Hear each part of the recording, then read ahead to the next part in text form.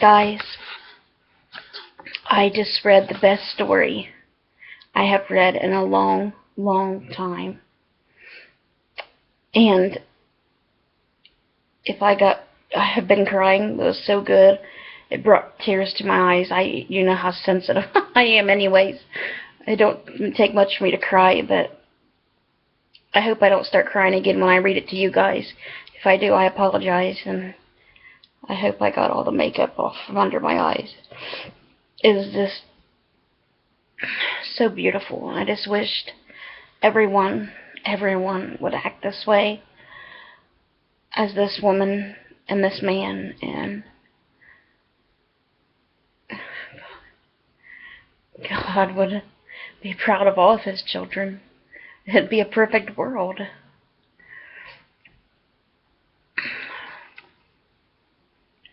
Perfect world because God would be in it. So I wanted to share the story with you guys. It's a little long, but I think you guys will really enjoy it. It's called You Reap What You Sow. It's by an unknown author.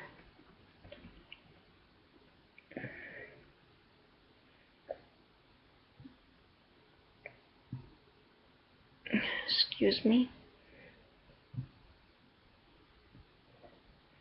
"Good morning," said a woman as she walked up to a man sitting on the ground. The man slowly looked up. This was a woman cleverly accustomed to the finer things of life. Her coat was new. She looked like she had never missed a meal in her life. His first thought was that she wanted to make fun of him, like so many others had before. "Leave me alone," he growled. To his amazement, the woman continued standing. She was smiling, her even white teeth displaying in dazzling rows. "Are you hungry?" she asked. "No," he answered sarcastically. "I've just come for dining with the president. Now go away." The woman's smile became even broader. Suddenly the man felt a gentle hand under his arm. "What are you doing, lady?" the man asked angrily. "I said leave me alone." Just then a policeman came up. "Is there a problem, ma'am?" he asked. "No problem here, officer," the woman answered. "I'm just trying to get this man to his feet. Will you help me?" The officer scratched his head. "That's old Jack. He's been a fixture around here for a couple of years. What do you want with him?" "See that cafeteria over there?" she asked. "I'm going to get him something to eat and get him out of the cold for a while." "Are you crazy, lady?" the homeless man resisted. "I don't want to go in there." Then he felt strong hands grab his other arm and lift him up. "Let me go, officer. I didn't do anything." "This is a good deal for you, Jack," the officer answered. "Don't blow it." Finally, and with some difficulty, the woman and the police officer got Jack into the cafeteria and sat him at a table in a remote corner. It was the middle of the morning, so most of the breakfast crowd had already left, and the lunch bunch had not yet arrived. The manager strode across the cafeteria and stood by his table. "What's going on here, officer?" he asked. "What is all this? Is this man in trouble?" "This lady brought this man in here to be fed," the policeman answered. "Not in here," the manager replied angrily. "Having a person like that here is bad for business."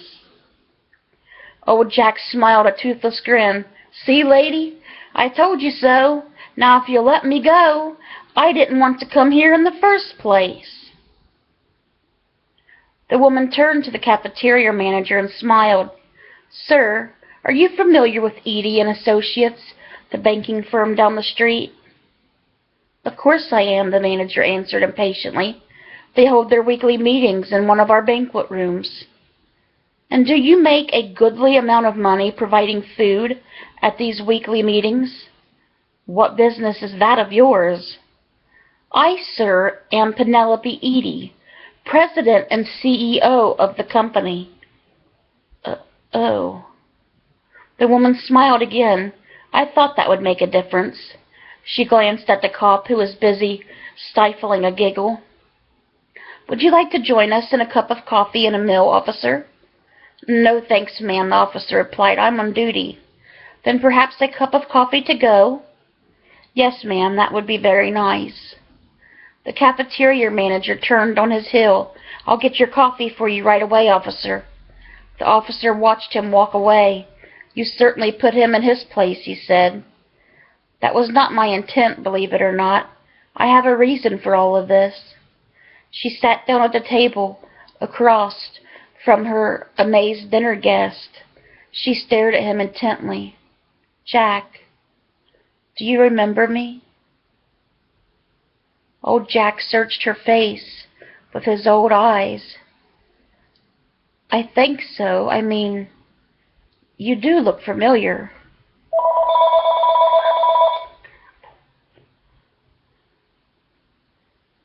I'm a little older, perhaps, she said.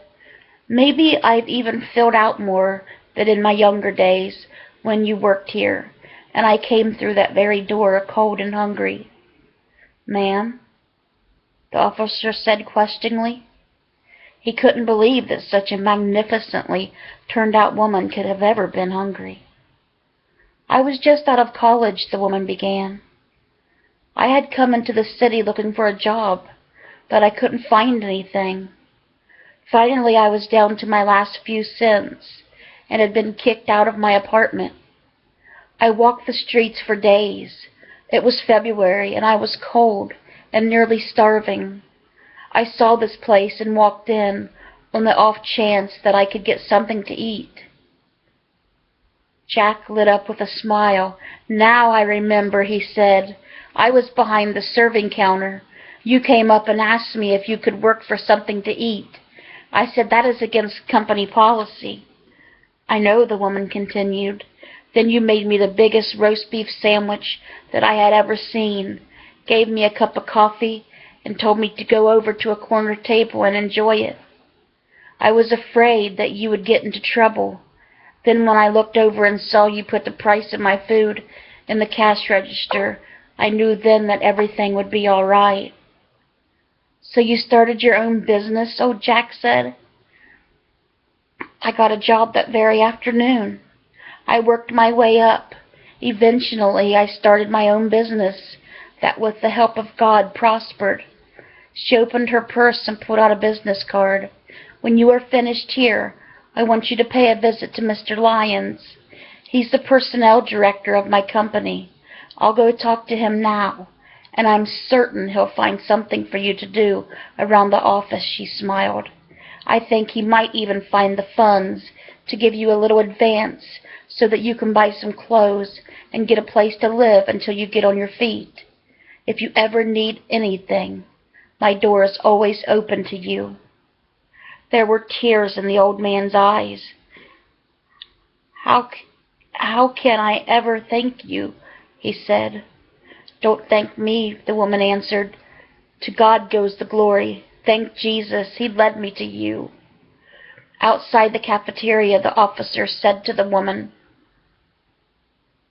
before going their separate ways. She said, thank you, officer, for all your help. And he said, on the contrary, Mrs. Edie. He answered, thank you. I saw a miracle today, something that I will never forget. And thank you for the coffee. If you have missed knowing me, you have missed nothing. If you have missed some of my emails, you might have missed a laugh. But if you have missed knowing the Lord and Savior, Jesus Christ, you have missed everything in the world. Have a wonderful day. May God bless you always. And don't forget that when you cast your bread upon the waters, you never know how it will be returned to you. God is so big He can cover the whole world with His love, and so small He can curl up inside your heart. When God leads you to the edge of the cliff, trust Him fully and let go. Only one of two things will happen. Either He'll catch you when you fall, or He'll teach you how to fly. The power of one sentence. God is going to shift things around for you today and let things work in your favor. God closes doors no man can open, and God opens doors no man can close. If you need God to open some doors for you, maybe you can send this video one to others, and maybe it'll help them as well. Have a blessed day, and remember to be a blessing to others. I hope you guys all enjoyed the story. Bye, guys. God bless.